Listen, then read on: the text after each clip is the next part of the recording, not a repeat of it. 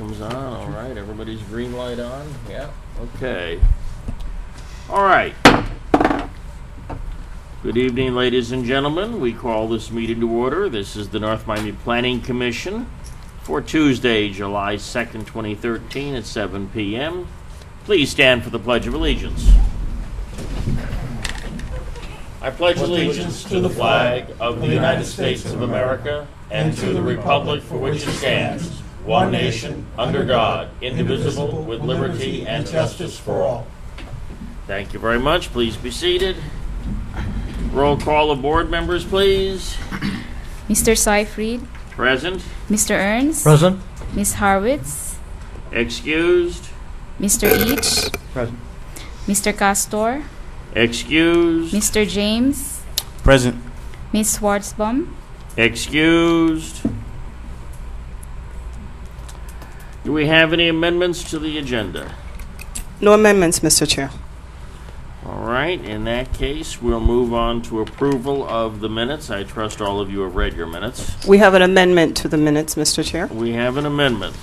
Ms. Harwitz, Commissioner Harwitz, who is not in attendance tonight, did email some recommended amendments to the minutes, and I'll make reference to page 5 of 7. She indicated, please insert the words open space and right before public access. The second amendment, please insert my comment that the City Parks and Recreation study states that the North Miami is deficient in open space. And those will be included in the amended minutes. All right, thank you. Amendments have been read into the record. Do we have a motion to adopt the minutes? Mr. Chairman, I move for acceptance As amended.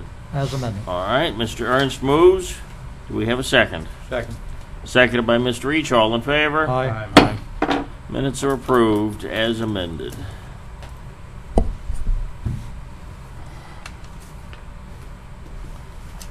have a blue ink pen tonight. Very nice. Thank you very much.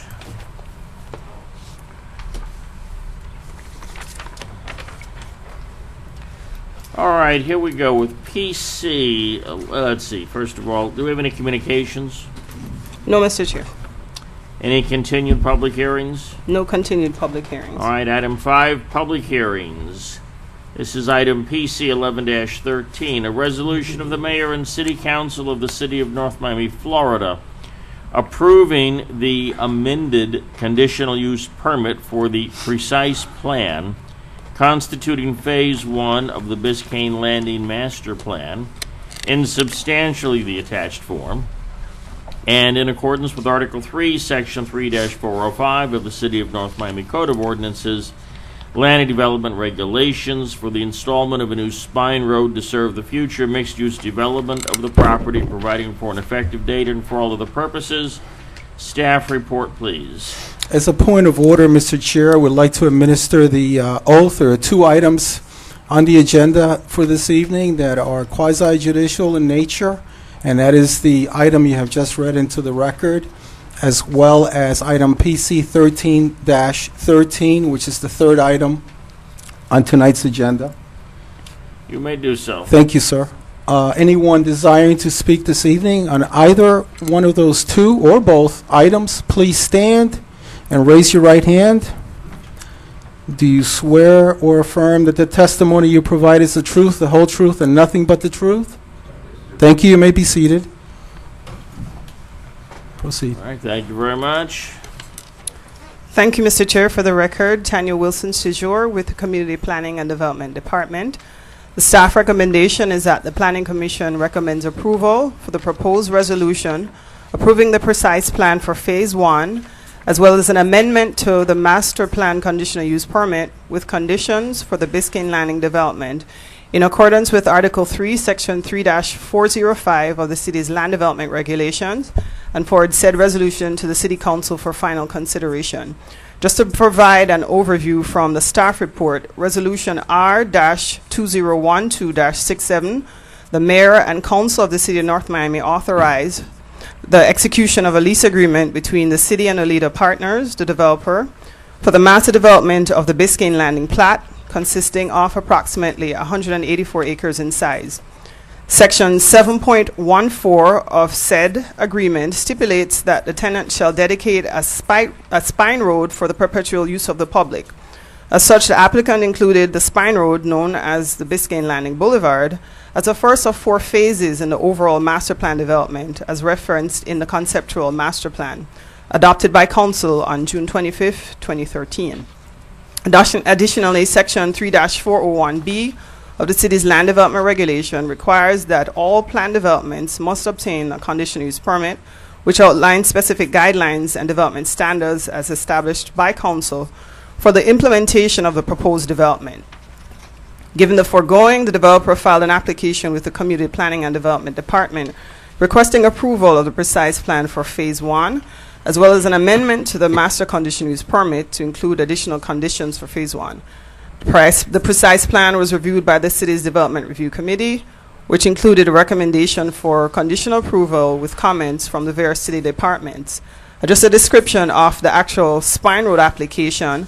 Biscayne Landing Boulevard will provide 2 main ingress-egress points to and from the site. As presented in attachment A of the staff report, the applicant proposes to build a spine road segment with typical 6 to 8 feet wide lanes. The proposed segment extends 4,200 linear feet and connects to the already existing northern portion of the right-of-way previously built as part of the original Biscayne Landing development, with existing access from Northeast 151st Street. The newly extended roadway will include a series of 10 feet wide medians with landscaping, 10 feet wide sidewalks, activity lanes, and decorative crosswalks to provide visual interest for pedestrians and bicyclists. As the board recalls, all requests for approval of conditional use permits must be consistent with Article 3, Section 3-405 of the Land Development Regulation. We provided an analysis in the staff report, and staff believes that the application has met the criteria outlined in the code, and as such, staff is recommending approval at this time, subject to the following conditions. Condition 1, in addition to the April 12, 2003 traffic due diligence assessment previously provided, prior to the commencement of Phase 2, the applicant agrees to provide a study with applicable traffic modeling for the future uses contemplated for the development. Condition 2, the applicant agrees to construct the proposed spine road segment, Biscayne Landing Boulevard, in compliance with the minimum specifications as set forth in Section 17-13 of the City's Code of Ordinances. Condition 3, the applicant shall provide a drainage master plan to the city engineer for review prior to pulling building permits. And Condition 4, the applicant will comply with all DRC comments issued by the city departments and our consultants as provided in written form by the city's zoning administrator, Joanne Martin. The applicant is here, Mr. Chair, and wishes to make a presentation on the item at this time. Mr. Chairman? Yes. I could just ask a very quick question, please, to get a clarification on the exit at Northeast 143rd Street. Is that City of North Miami, or is that North Miami Beach? That's City of North Miami, That is- 143rd Street. So both streets are within our jurisdiction. There are no Correct. North Miami overlays. 'Cause Correct. I know the way that the county and the city and North Miami Beach intermix in there. I didn't know if they also had to go before North Miami Beach for anything on this. Everything comes to through us. Through our Correct. The city. entire segment of the spine road as proposed is under North Miami Okay, jurisdiction. including the egress and the entrance. Correct, Okay. correct. Thank you very much. You're welcome. All right, thank you. If the applicant would care to step forward, if they choose to make their presentation.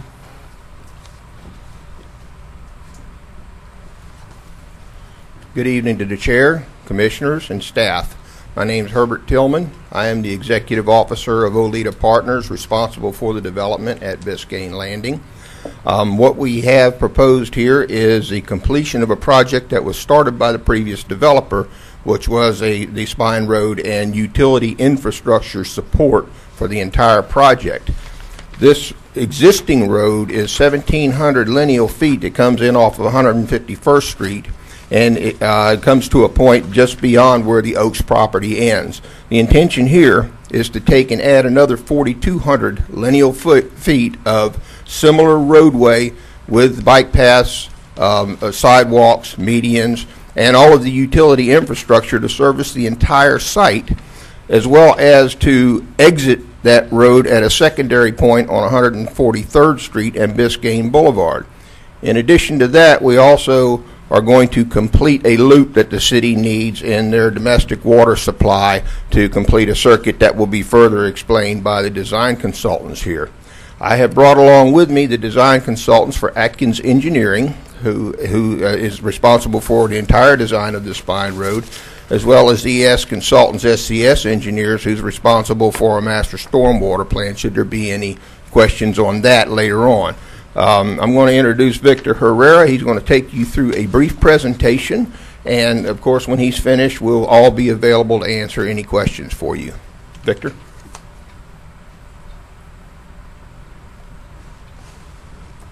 Good evening, Chair members. Victor Herrera, Atkins, North America, 2001 Northwest 107th Avenue, Miami, Florida. I'm going to pop over here for a second, and this might be a little easier to see from that view, but it's a blow up of You have what to you speak have. in the mic. For the record, you have to speak in the mic. Sorry for the. What we have are some blow-ups of the maps that you have included in your staff report, and what we're demonstrating is just the existing condition, the existing roadway. Like Mr. Tillman mentioned, around 1,700 linear feet of existing roadway within the project parcel. And what we're doing is a continuation of that. We're maintaining the typical section as defined on the first portion of the project, and we're continuing it for approximately 4,200 linear feet, providing the connection point to Biscayne. Just a moment. You know, that would work better over there because Yeah. they're trying to pick it up on the The cameras TVs are picking since it the up. session is Put it televised. back on the easel. The way you Yeah. have it. Yeah. Yeah. Because it gets good reception from the camera there, but when you're out middle with it, the camera can't pick it up. Okay. Okay. think Yeah, so. yeah. I can see Yeah, it. well, we can see Thank you. that fine from here. The issue is this is a televised process, so we need to try and keep these things available. Okay. Go ahead, sir. So like I was saying, the connection back along 143rd Street, which is still a continuation of the 184-acre parcel. In addition to the roadway, we're also providing the substance, the spine of this project, which is really the water and sewer line, associated electrical, and the associated landscaping with the project. That's pretty much consists of what we're doing on the project. Like Mr. Tillman said, it's really the first phase that lets us start development on the parcel. All right, thank you, sir. Mr. Tillman, do you have any other speakers? You were discussing the water connection loop that had to be installed. Sorry, I didn't get to that part. I'm going to try and twist this mic around so I can keep the mic in front of me. It should bend. Should bend, right? That's what they tell us. There you go. So the water loop that Mr. Tillman mentioned, part of this project, we're going to go ahead and loop the water system off of 135th Street, which is already has a hydrant on our parcel. We'll connect to that system, and what it's going to do is going to provide redundancy to FIU, which currently runs off of a dead-end line.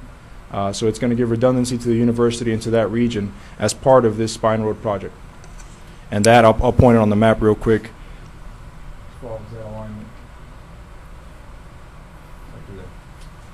All right. Question. Yes, Mr. Ernst. Yes, that line coming out of, now that's part of the Miami-Dade water and sewer system, or is that part of the water line coming from the Winston Park?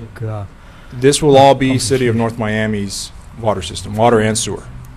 But now it was stated, I think, was there not some water that was also being taken in from the Miami Water and Sewer Department? As far as, 50%. yeah, the staff recall that was mentioned, that some water would also be used from Miami-Dade? I think what you're probably referring to is the city's ability to meet the level of service in entirety across the entire city Right. in terms of the total demand, not specific to the project. Okay. We do purchase water from Miami-Dade County, and that's to Right. meet the overall level of service Yeah. for Right. the city, but not Okay. specific to the Whatever the city cannot provide, any excess demand that the city cannot supply is purchased from Miami-Dade County. Right. Correct. We purchase now 50%. I don't know. I don't have that information in front of me, the exact percentage. but the key is that we're meeting the level of service required. All right. Whistler is here if they really So it's just the one line then, correct? It's only one line that we are. We that do, would- it's a point of order, we do have someone here from the Public City Works Department, a city engineer, and perhaps he can enlighten us on this issue.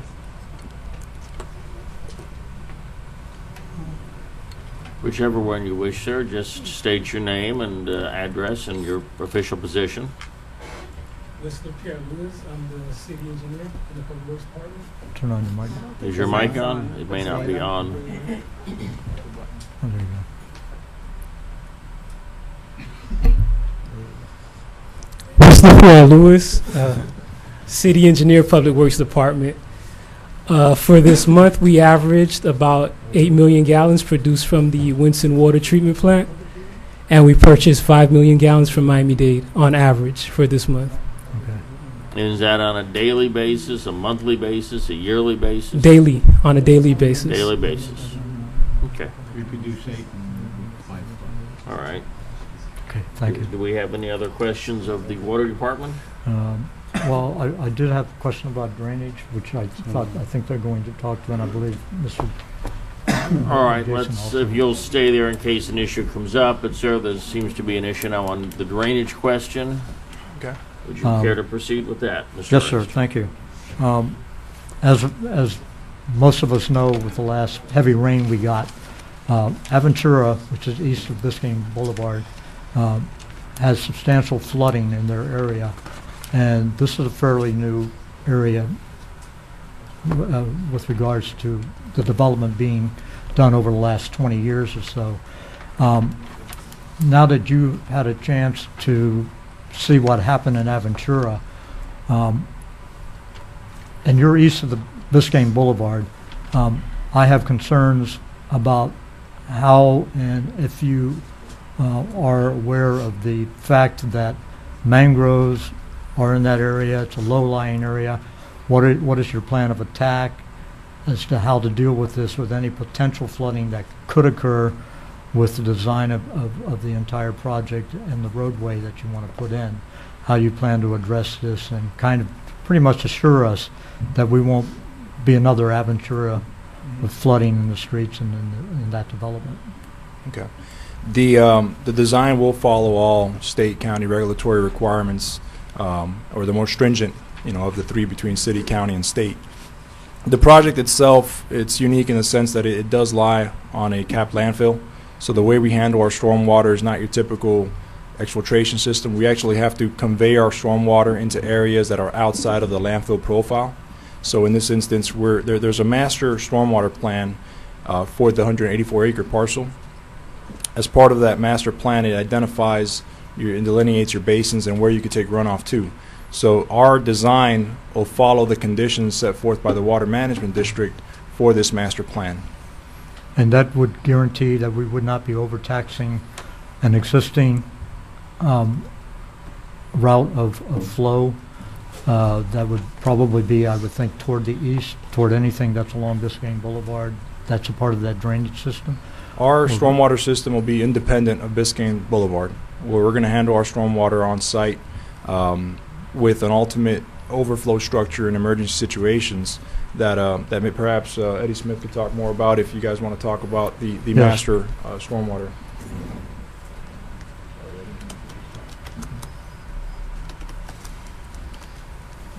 I'm Eduardo Smith, Vice President with SCS ES Consultants, 15103 Northwest 74th Place, Palmetto Bay, Florida.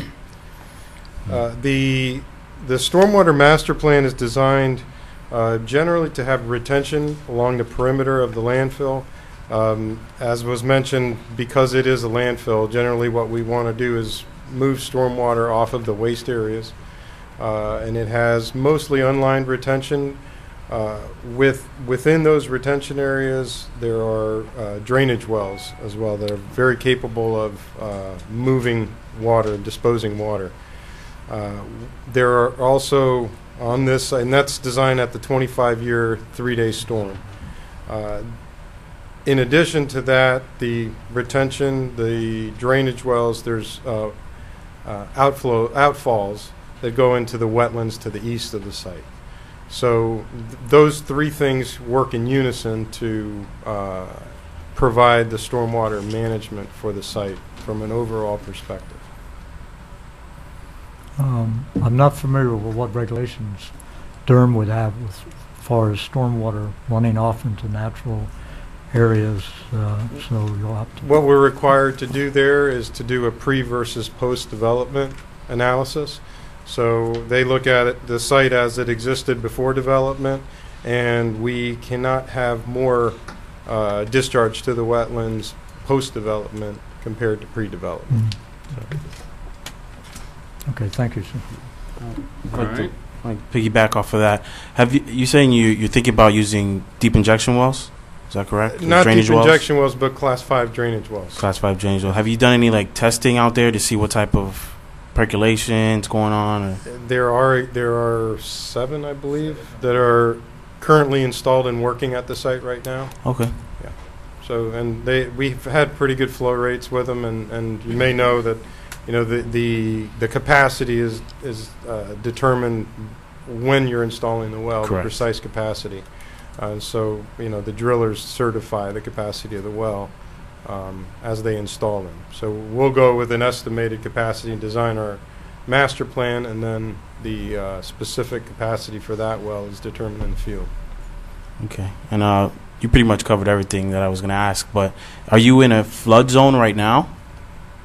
In a FEMA flood zone? No, we're not. No? We're not. Okay. That raised an interesting question, if we don't mind here. The City of Miami Beach is currently soliciting bids for a new convention center development, and one of the hot topics seems to be how many feet above sea level the convention center is going to be. Now, how many feet above sea level is this project going to be? Yeah, plus 17 is, you know, generally when we do a mass grading for the project, we're in that area of about 17 feet. So this project's going to be the highest and driest place you got. Well, certainly better than they're planning for the convention center. Well, all right, I'm comfortable with that. And on that point, forgive me for... Oh, go ahead. On that point, your road, is it on equal level with what you would think your other parts of that development would be?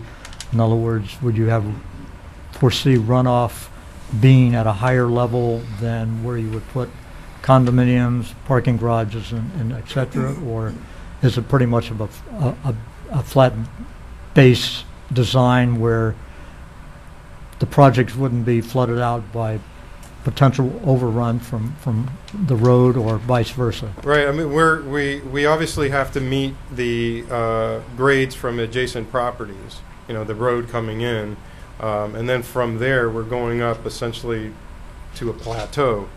So the area of the site that's going to be developed with living spaces and retail and whatnot is going to be at a substantial elevation compared to the surroundings. So, yeah, from a stormwater perspective, it's Right. the best place to be. Right. Okay, thank you very much. How about Go ahead, Kenny. 151st Street? Now, I was out there today. I met with Mr. Tillman. I was looking at Royal Oaks Lane.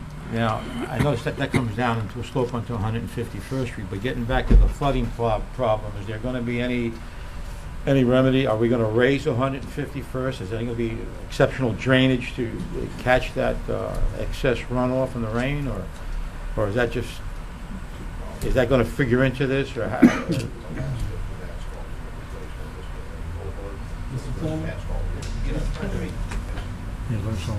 Thank you for meeting with me today, Mr. Plum. Appreciate it. We have two issues creating that situation out there. When the previous developer installed the Biscayne Landing Boulevard, which is referred to as Royal Oaks Lane in some literature, they did not install a second lift of asphalt. And what that does to create the problem such as you witnessed out there, that we will remedy as soon as we complete this permitting process, is it allows the stormwater that hits at elevations of about plus 16 further into the project to run past the drainage structures that are installed and functioning well.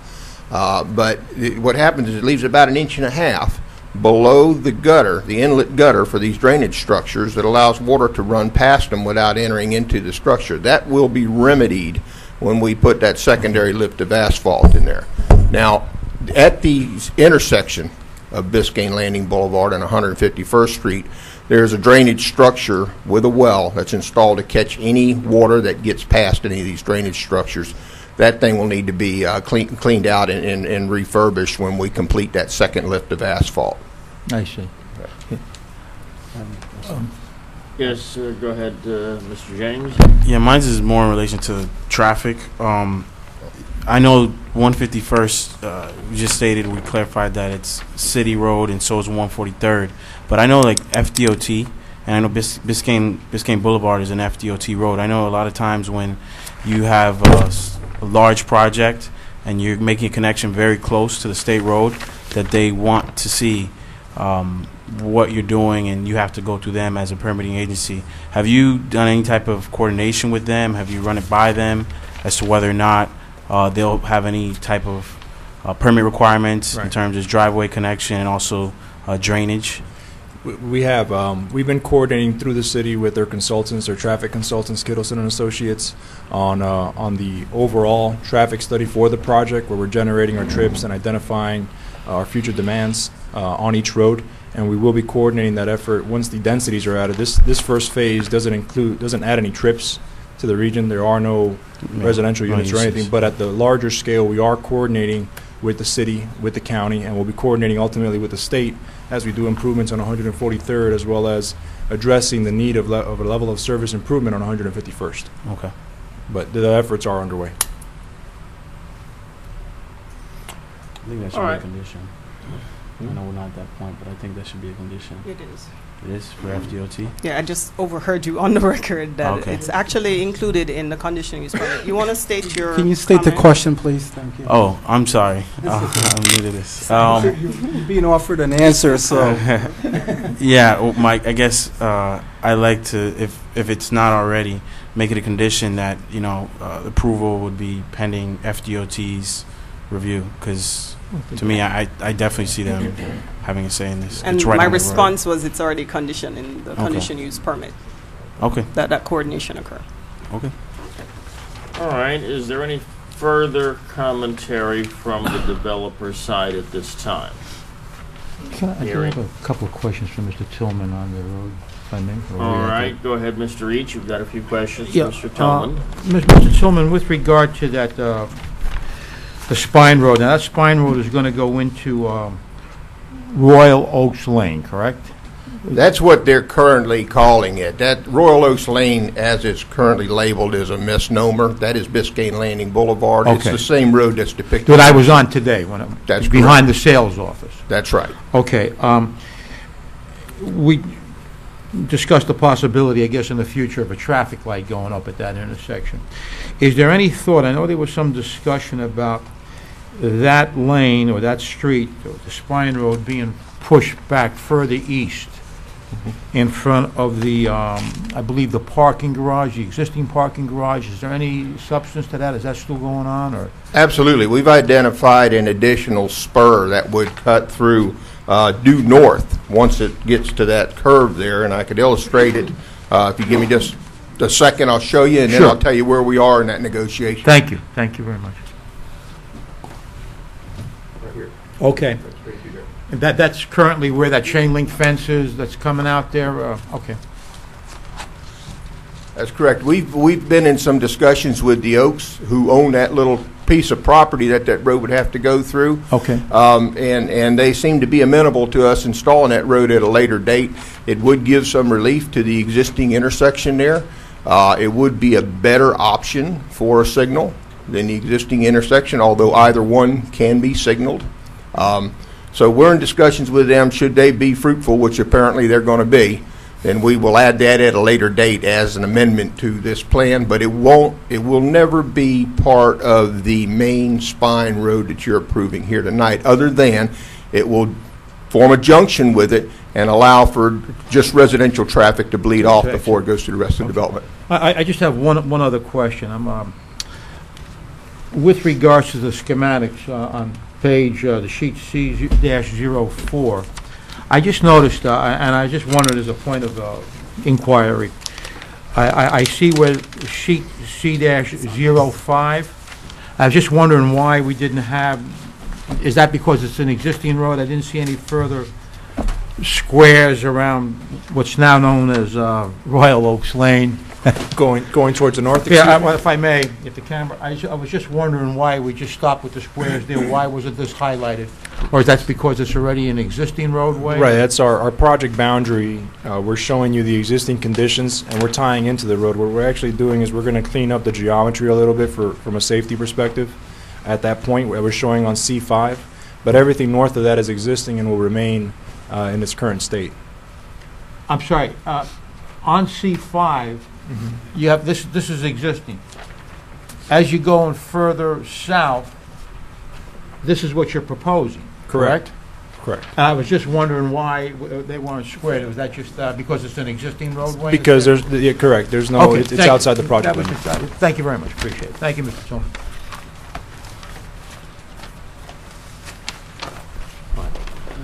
Thank you very much. All right, if there's no further questions for the presenter at this time, we'll open the public hearing. Anyone wishing to speak to this item, you're welcome to step forward, state your name and address. Please speak into the microphone.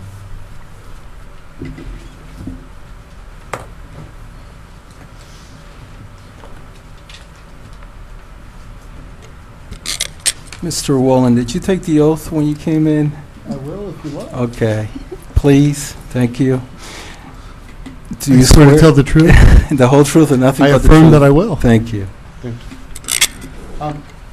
City Attorney, I'd like to, I have 7 copies, one for everyone here, so if you could make sure everyone gets one, I'd be grateful.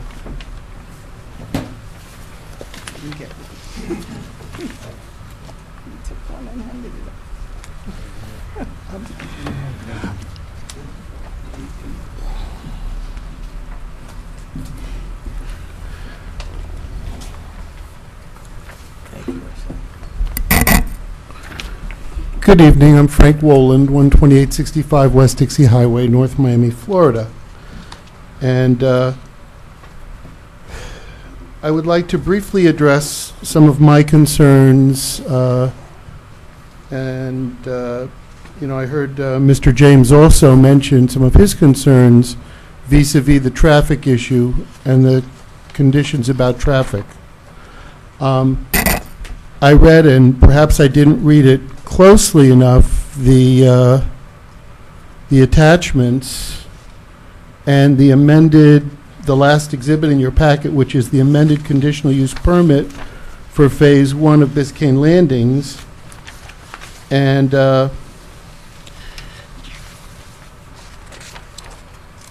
I have a couple of concerns.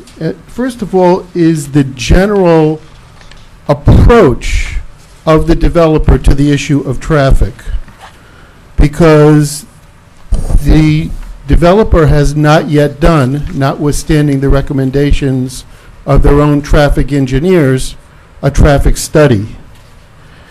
And when you all raised the issue a couple of minutes ago, what you were told was that they were going to coordinate the permitting and the traffic issues as we do the improvements. So if you carried that to its logical conclusion, what you would think is, well, if they're going to build 2 condominiums for 1,000 people, then they'll do a traffic study and see if the road can handle another 1,000 people. And then they'll build 2 more condominiums, and then maybe that'll be another 1,000 people, and they'll see if the traffic can handle another 1,000 people, and so on. And it seems to me that that's the backwards way to do this, especially if you're talking about planning. Because if you're here as planners, or you're going to plan for this project, then it seems to me the logical thing to do would be to figure out what the impact of the entire project is going to be on each of the roads, 143rd Street, 146th Street, and 151st Street, so that the improvements to the road can be made before the project gets built or while the project is getting built, and not as an afterthought. And so the very serious effects of building 4,500 residences and another 2 or 3 schools and 1.2 million of retail business, and now you're talking 3,000, 4,000, 5,000 cars, not over a day, but over hours. And the intersection of 151st and Biscayne is already an F intersection. So you have a situation where you have an intersection which already takes sometimes 2 or 3 or 4 light changes to get through, which is going to be having a lot more light changes to get through. And if you carefully read the conditions in the last conditional use permit, which was passed by the council, it is inconsistent, because in the beginning, it talks about the developer paying for the improvements, and then toward the end, it talks about everybody kind of sharing in paying for the improvements. So we don't really know what or if there are any improvements. And when you look at the conditions, and again, I refer you to the exhibit, the amended conditional use permit for phase 1, and it talks about the overall development plan of 4,390 units, and the numbers that I just gave you again at the bottom of the page. In the top of the next page, it says, the developer agrees to apply and diligently pursue permits from the county and FDOT for improvements of 143rd Street and Biscayne Boulevard. At such time as the county may approve, the developer will work with all parties involved to construct the improvements. The city will not be responsible for any construction or costs associated with the aforementioned improvements. And I don't see 151st Street mentioned in this, what you're being asked to sign tonight. Like I said, I apologize. Maybe I missed it. Maybe it's here and I didn't see it somewhere, or maybe it was not intended to be here anyway. But my concern, once again, is that the cart is being put before the horse, and that if you're going to do this properly, and the developer is going to do it properly, then the traffic studies need to be done now, and that until the traffic studies get done, I respectfully suggest that you may want to deny this or continue it to allow the developer an opportunity not to address one street, 143rd, which is what the second page of this conditional, this is the only place it's addressed here in what you're going to pass tonight, but to address all of it and the whole issue. Again, you want to do it as we go, fine, but you might end up with what you had before, which is they'll build part of it, and then they won't build the rest, and they'll go away, and the traffic mess that you thought you were going to get taken care of as we go, it'll just never happen. Have a nice evening. Any questions?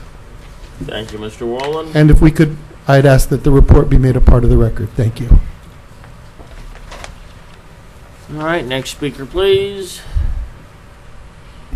William E. Dressback, 1840 Northeast 124th Street, resident of North Miami since 1964, homeowner since 1969 or 8. Anyway, just to reiterate what Frank said, I took some people up to the marina today at Holliver to get their vehicle, and we were talking about that intersection, and the police come in there and control that traffic light when the school is exiting, or I don't go up there in the morning, being retired, but I do catch that in the afternoon. Traffic's been backed up to 135th Street, blocking that intersection. And southbound, almost all the way back up to 163rd Street. So something should be done. I mean, there needs to be some other way to flyovers or whatever to get those school buses out of there and stop playing with that light, because the traffic normally doesn't back up there, except during whenever they control that traffic light. So I just want to bring up a point that was well made by Mr. Wong. All right, thank you very much, Mr. Dresbach. Do we have anyone else wishing to speak to this item? Second call, any speakers, please step forward. Mr. Prevotel, you'll need to be sworn. Mr. William Prevotel, good evening. 11950 North Bay Shore Drive. Do you swear or affirm that the testimony you provide is the truth, the whole truth, and nothing but the truth? Yes, certainly. Thank you, sir. You may proceed. Thank you. I again found myself at home with the TV on, and it kind of came to the point where I thought, well, this is just what I feared all along. I'm glad we have the diagram up of the spine road. But first, and as a matter of fact, if the camera could focus on it, that'd be great. But I'd like to, if I could, go over a little sketch, a little bit of information diagrammatically. If any of us, anyone at the panel, any of us out here, were to wish to build a project here in North Miami, whether we want to build a single-family house or whether we want to build a condominium or any other rental unit, if we were to do that, it's very, very hard to get a piece of property less than $50,000 per unit. Hard to get land for $50,000 a unit, but maybe if you combine it, maybe you could put up a condominium, maybe you could put up a rental. $50,000 a unit. It would be tough, wouldn't it? On the site that we have, there's permission for approximately 4,000, actually more than 4,000 units. And if you divide it into 10 high-rise buildings, there are 400 units per building, per tower. If you take the 400 units per tower and you multiply it times the $50,000 minimum cost of what land may be, that comes up to $20 million, if my math is correct. $20 million, the cost of the land to build one tower. The reason for this is essentially saying that our team here, upon building one tower, will have essentially paid the $17.5 million plus a whole lot of extra money to do a whole lot of engineering that went into this and other ideas and all the rest that went into all these presentations before to kick it up to $20 million. So the entire rental of the 99 years or whatever it is to get into the project, plus all this work, amounts to them breaking even. Not losing money, breaking even at the completion of one tower. Now you have 9 towers remaining, 90% of the residential remaining. You have 100% of the retail remaining, 100% of the retail remaining for free. You have all of the auto mall, the sprawl of dealerships going for free because it's already been covered after one tower. I'd like to go to the panel, if I may, and point out a couple things, because it's... or should I bring it over? Is it better to be here? You'll have to speak into the microphone, and please be conscious of the timeline, Mr. Prevotel. I have permission to bring the panel over to a microphone? Yes, you knew that. Let's look at our spine road. Does it look like something that came from a great idea to achieve some great purpose? Does it embody some sort of significance? Does it have even regularity to it like you would in a normal road if you were to do a path on your own property and do a path to your front door? Does it have the straightness? Does it have a regular curve to it? Or is it just some sort of randomness that goes on? I think I know where this plan came from and why it's exactly this way and why it kind of bends here and doesn't really do a full radius here. It's kind of a piece here, and it's a piece here, and it's a piece here, and it goes here, and kind of goes together. And we all know where that came from, don't we? Because it's there. We're letting 184 acres be dictated by what? Why is it there? Why is this road there?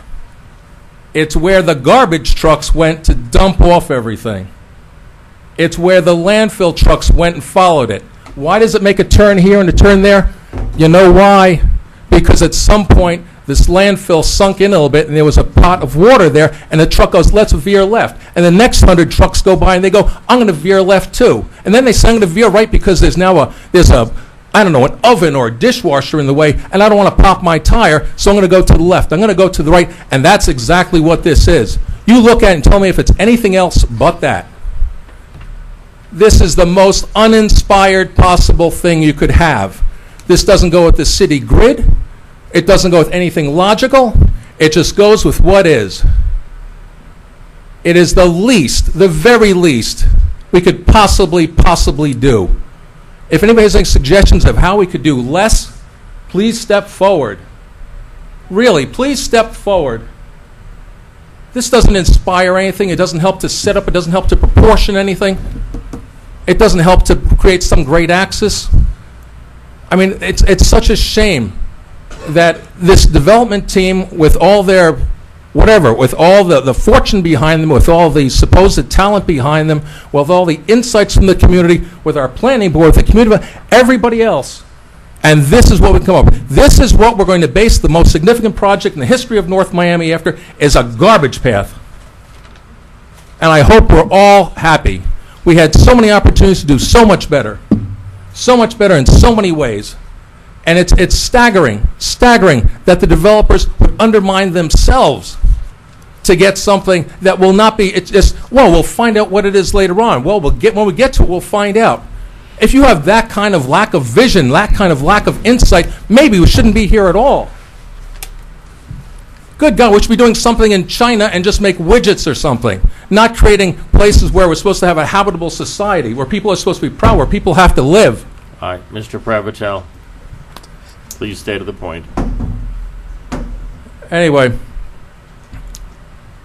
again, there have been many, many opportunities to do something, and this is going to now dictate everything, and everything will be wrestled with and jerry-rigged inside there. It'll be going to the lowest common denominator, we're not aspiring to the best we could possibly do. It's just very, very sad on all parts for the entire city that our aspiration is to underachieve at every possible opportunity. All right, And I've tried my best to change it. It's not going to change. They've had opportunities of many other opportunities, and they really could have done something, but this is going to dictate the garbage path will be the community. Thank you very much. Thank you, Mr. Pravatel. All right, do we have anyone else wishing to speak to this project? Second call, anyone wishing to speak? Final call, hearing none, public hearing is closed. All right, it's time now for commission discussion. Gentlemen, I have a couple more questions. go ahead, sir. Can Who are you directing it to? I guess our, I don't know, I guess staff. I don't know. Question to staff, all right. Can any vertical construction take place before the comprehensive study, traffic study is done? No. And the reason why, well, correct me if I'm wrong, we're not asking for the full traffic study now is because really uses aren't established yet, so therefore capacity can't really be determined, traffic capacity, right? You're a civil engineer, so I gather that you understand. I'm just in terms making sure. of the way the process works, if there's no defined use, there's no specification, there's nothing to model. What's before you is just a road. There's no vertical construction, there's no square footage, there's no use. What's before you is a road. So the understanding that you have is correct, and what we've included as a condition in the report and also in the conditional use permit is that prior to the vertical construction, an actual modeling and a full-blown traffic study is provided.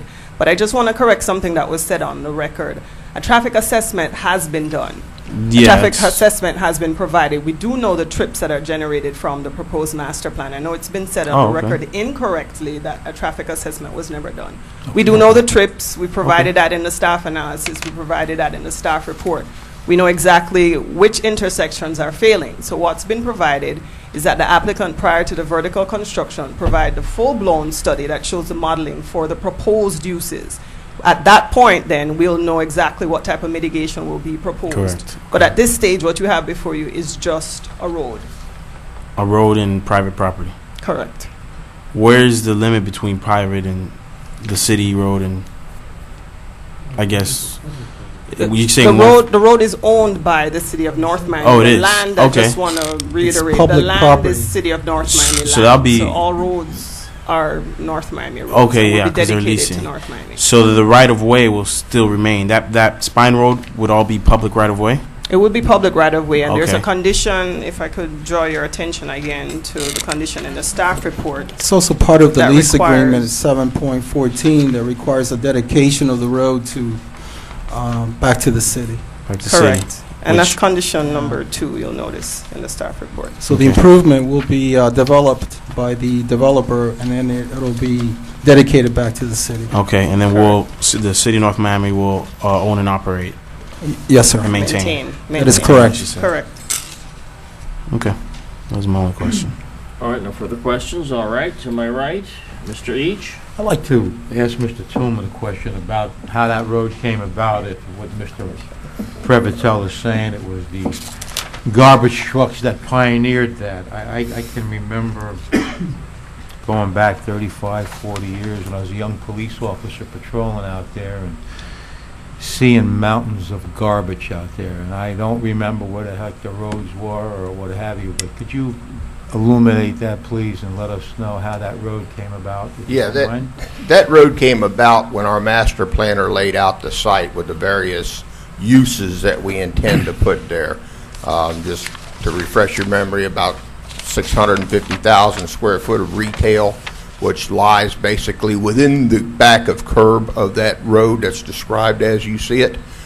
Outside of that road, there's several parks and residential units that will be served by auxiliary roads stemming from that main spine road. It was our master planner's best effort at installing an infrastructure throughout the site that was basically centrally located, so it was equidistant from all of the various elements it was going to serve, both the residential to the east, the retail to the west, etc. It was his best effort at giving us a centrally located spine road. Had nothing to do with garbage trucks or whatever trails they may cut. In fact, when you do a site overlay, you'll see that part of that road kind of runs right up next to a lake there that a truck couldn't navigate. Thank you very much. All right, thank you very much, Mr. Tillman. Any further questions, Mr. Each? That's, I was out there today and I was driving through that area, and I like to see this project get going. I mean, we're not going to make everybody happy all of the time. I met with Mr. Tillman, and he assured me that that land that the spine road is on and the current road, Royal Oaks Lane or whatever, is owned by your development company now, and just wanted to make that clear, that we're not encroaching on the Oaks property at this time, and that we are in negotiations with the Oaks to have another roadway further east. Thank you. Okay. Thank you very much. All right, Mr. Ernst, it's your turn. Thank you, Mr. Chairman. I think most of my questions I did get addressed earlier regarding drainage, which the developer has given me further insight into what their plans are for that. That was really my main concern. If you recall, when we did attempt to get this passed back in April, at that time, I did support wanting to move this project forward, and in doing so, I think we need to go ahead and look at the spine road as the first step in getting it started, and that's the way developments work. There will be changes. I think we all need to recognize that, and that's the reality of any development. Who knows if 9 buildings will ever be built, or 2 or 3. That's going to be something that economics is going to dictate. There's no development that doesn't change. Every development changes, and I think we can all agree to that. We've seen that in other communities as well as ours. So, I mean, at this point, I'm ready to go ahead and make a motion that we accept this plan and send it forth to City Council. All right, Mr. Ernst moves that we adopt this as presented and send it on to City Council. Do we have a second to that motion? I'll second it, but there's one, I just want to... Yes. Just let me... Mr. Wallen brought out a good point, and I just want to get this clear for I understand this, if I may ask the staff. I think you answered this before. I'm reading this letter from this traffic engineer, and in the final phase it says, I would strongly recommend that prior to approval of Phase 1 of the project, the proposed condition, Exhibit B, Condition 7, Item T, be revised to require a complete comprehensive traffic impact study consistent with the applicant's traffic engineer's recommendation and the city's traffic engineer's comments. Now, what you said before is we do not do a traffic study until we have a proposal for a building. Is that correct? Basically, am I understanding this correctly? We have done a traffic assessment for the total master plan area. However, we will do the in-depth, or the applicant will provide an in-depth study prior to each vertical phase. So that's your phase 2 and onward. Not being a civil engineer, but what is the difference between an assessment and a traffic study? Is one more in-depth, or what are we looking at? I'm not... I'll give you just the preliminary layman's explanation, and then I'm sure a civil engineer will give you more details. But the assessment itself will give you the total trips, so you can determine the traffic impacts of the site. It will give you the intersections that are problematic. When you do the full-blown study, it will tell you based on each proposed use of the development exactly what type of traffic generation you can anticipate. You can also recommend mitigation for a specific intersection. You can recommend circulation improvements, turning lane improvements, and things that will help to alleviate any type of traffic impacts to your roadway.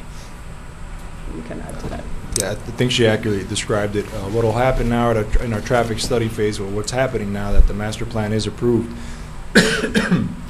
is we could perform our long-range modeling where really we start looking at the build-out periods of each phase, and we start loading that into the existing level of service of the existing corridors, so we can determine at what point is an improvement needed or triggered, so that we can coordinate that with the county and with the state, so we can identify that improvement as part of this project as it moves forward. Okay. You see what I worry about, and I want to see development happen. I want to see, and one of the things that, and I don't mean to get on my soapbox, but give me a second here. One of the things that hurt this city was the lack of development.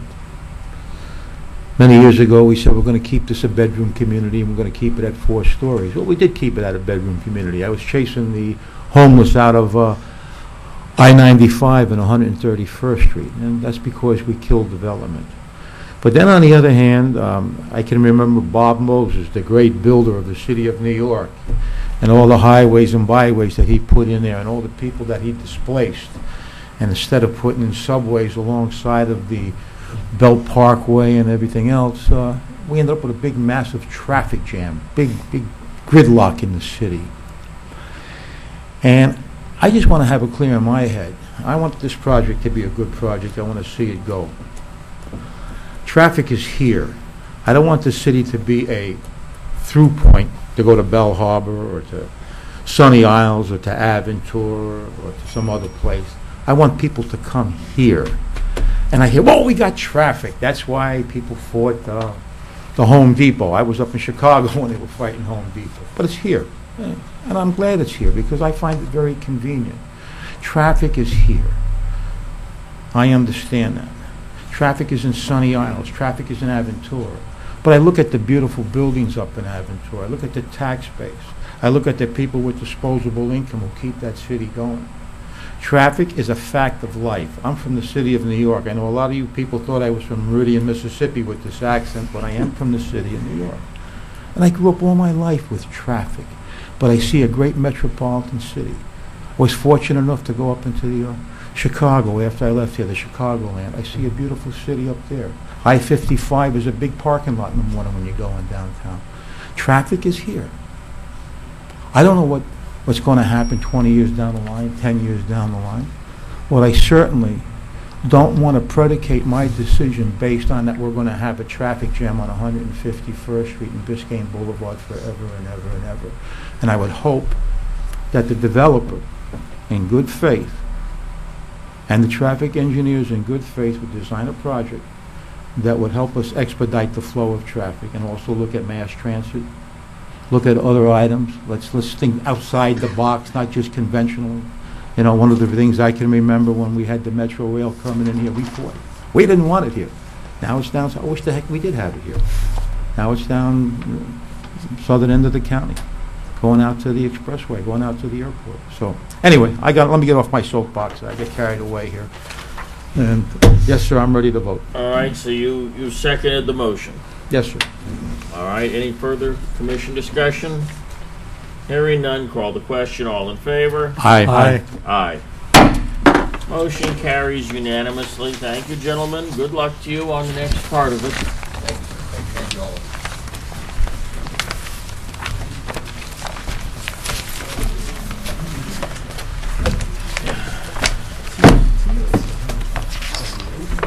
There are like 3 things there.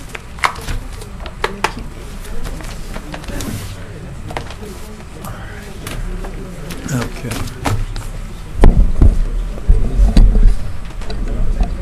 I'll second, sir.